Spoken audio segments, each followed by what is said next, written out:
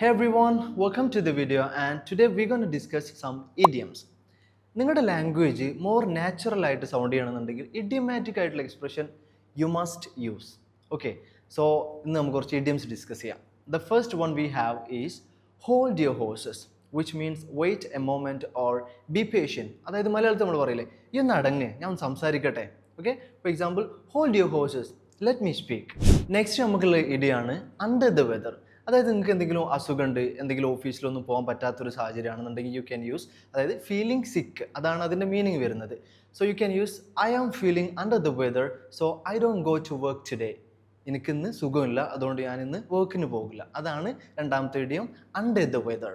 ഇനി അടുത്തതായിട്ടുള്ള ഇടിയം എന്ന് പറഞ്ഞാൽ നമ്മൾ നല്ല ഹാപ്പി ആയിട്ടുള്ള, എക്സ്ട്രീംലി ഹാപ്പി ആയിട്ടുള്ള ഒരു മൊമെൻറ്റിലൊക്കെ യൂസ് ചെയ്യാൻ പറ്റുന്നതാണ്, which is over the moon. ഒരു ഉദാഹരണം പറയുകയാണെന്നുണ്ടെങ്കിൽ I'll be over the moon if you guys can join our spoken English classes. അത് കറക്റ്റാണ് കേട്ടോ. നമുക്ക് ലാസ്റ്റ് ആയിട്ട് വരുന്ന idiom once in a blue moon. അതിൻ്റെ മീനിങ് ഞാൻ പറയില്ല, നിങ്ങളുടെ ഡ്യൂട്ടിയാണ്. Do comment below.